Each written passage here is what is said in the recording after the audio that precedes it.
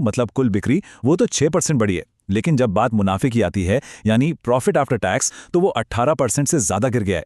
इसका साफ मतलब है कि कंपनी माल तो ज्यादा बेच रही है, लेकिन उस पर कमाई कम हो रही है। लागतें उसके मुनाफे को खा रही हैं।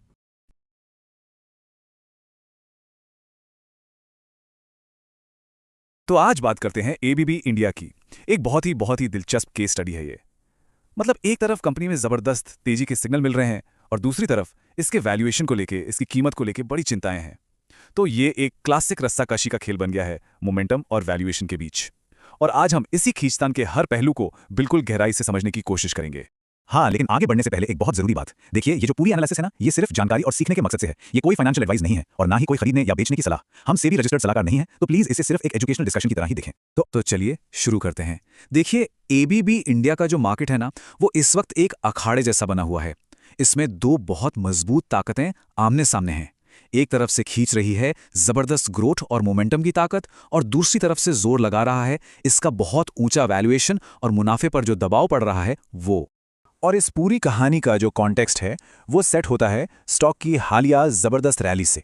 अगर आप देखें तो जनवरी के अंत में जो इसके लोज थे लगभग 4,630 रुपए के पास, वहां से स्टॉक ने एक बहुत ही शार्प, एक वी शेप रिकवरी दी है। और मजे की बात यह है कि यही रिकवरी है जो बुल और बेयर दोनों के तर्कों को मजबूती देती है। तो चलिए, रस्साकशी के एक सिरे को पकड़ते हैं और बात करते हैं बुल केस की। मतलब वो क्या वजह हैं, वो कौन से सिग्नल हैं जो बता रहे हैं कि यहां से भी तेजी बनी रह सकती है। सबसे पहले अगर टेक्निकल चार्ट्स को देखें तो सिग्नल काफी स्ट्रांग हैं। स्टॉक अपने 20, 50 और 200 डे सिंपल मूविंग एवरेज, मतलब तीनों जरूरी एवरेज के ऊपर ट्रेड कर रहा है। ये अपने आप में एक बहुत बड़ा पॉजिटिव साइन है। साथ ही मैकडी इंडिकेटर भी अपने सिग्नल और सेंटर लाइन से काफी ऊपर है, जो मोमेंटम दिखा रहा है। और एक और बात, जब जब स्टॉक ऊपर जाता है वॉल्यूम बढ़ जाता है, जो इशारा करता है कि बड़े इंस्टीट्यूशनल प्लेयर्स, मतलब बिग मनी, इसमें इंटरेस्ट ले रहा है। लेकिन टेक्निकल्स तो एक बात है, असली कहानी तो बिजनेस में है। और ये नंबर देखिए, 52%। ये पिछले क्वार्टर में कंपनी को जो नए ऑर्डर मिले हैं उसमें साल दर साल उछाल है। 52% की ग्रोथ, ये पिछले 5 सालों में किसी भी Q4 में सबसे ज्यादा है। इससे पता चलता है कि कंपनी के प्रोडक्ट्स और सर्विसेज की डिमांड कितनी जबरदस्त है। और ये डिमांड सिर्फ एक क्वार्टर की नहीं है। ये चार्ट देखिए, ये कंपनी का ऑर्डर बैकलॉग दिखा रहा है। मतलब वो ऑर्डर्स जो कंपनी को मिल चुके हैं पर अभी पूरे करने हैं। पिछले साल के मुकाबले ये काफी बढ़कर अब लगभग 10,471 करोड़ रुपए का हो गया है। सीधे शब्दों में कहें तो कंपनी के पास आगे कई महीनों तक का काम पहले से ही हाथ में है, जो रेवेन्यू की एक तरह से गारंटी देता है। ठीक है, तो जबरदस्त टेक्निकल्स, शानदार ऑर्डर ग्रोथ, तगड़ा ऑर्डर बैकलॉग। तो फिर प्रॉब्लम क्या है? काउंटर आर्ग्यूमेंट क्या है? यही सवाल हमें रस्साकशी के दूसरे छोर यानी बेयर केस की तरफ ले जाता है। तो अब आते हैं बेयर केस पर। यहां हम उन चीजों को देखेंगे जो इस पूरी चमक दमक वाली कहानी पर एक सवालिया निशान लगाती हैं। और ये सवाल हैं वैल्यूएशन और प्रॉफिटेबिलिटी को लेकर। तो प्रॉब्लम की जड़ को यहां समझिए। कंपनी का रेवेन्यू मतलब कुल बिक्री वो तो 6% बढ़ी है, लेकिन जब बात मुनाफे की आती है यानी प्रॉफिट आफ्टर टैक्स, तो वो 18% से ज्यादा गिर गया है। इसका साफ मतलब है कि कंपनी माल तो ज्यादा बेच रही है, लेकिन उस पर कमाई कम हो रही है। लागतें उसके मुनाफे को खा रही हैं।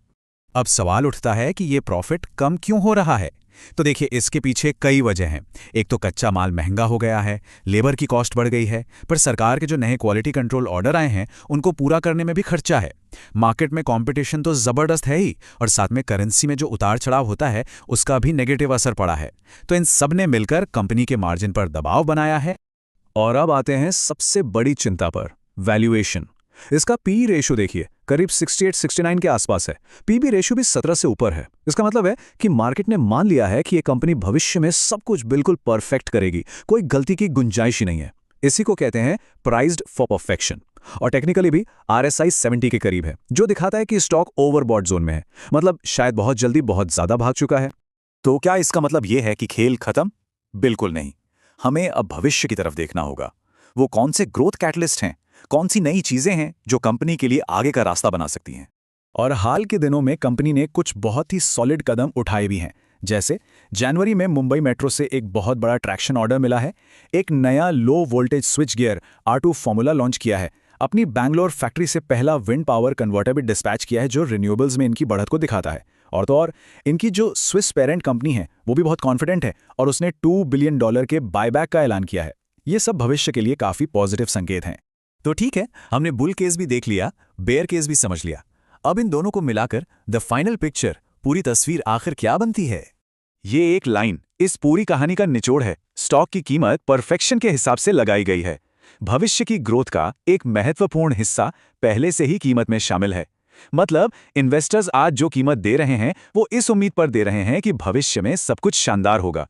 फ्यूचर ग्रोथ आज की कीमत में पहले से ही फैक्टर इन हो चुकी है। और यहीं पर आके हम इस पूरी डिस्कशन के सबसे बड़े सवाल पे रुक जाते हैं। सवाल यह है कि क्या कंपनी अपने नए ऑर्डर्स और नए इनिशिएटिव्स के दम पर इतनी ग्रोथ ला पाएगी जो आज के इस प्रीमियम, इस ऊंचे वैल्यूएशन को जस्टिफाई कर सके? इसी एक सवाल का जवाब एबीबी इंडिया का आने वाला कल तय करेगा। अगर इस टॉपिक पर और बात करनी है या कोई और स्टॉक डिस्कस करना है तो हमारे चैनल पेज पर जाइए। वहां आपको हमारे free WhatsApp group wish 100 crore का लिंक मिलेगा, उसे जरूर ज्वाइन करें। आपके कोई भी सवाल हो नीचे कमेंट्स में जरूर पूछिए, हम जल्द से जल्द जवाब देने की कोशिश करेंगे। और हाँ, अगर ये एनालिसिस पसंद आई हो तो लाइक और सब्सक्राइब करना मत भूलिएगा। बहुत बहुत शुक्रिया। और हमेशा याद रखिए, ट्रेड विद डिसिप्लिन।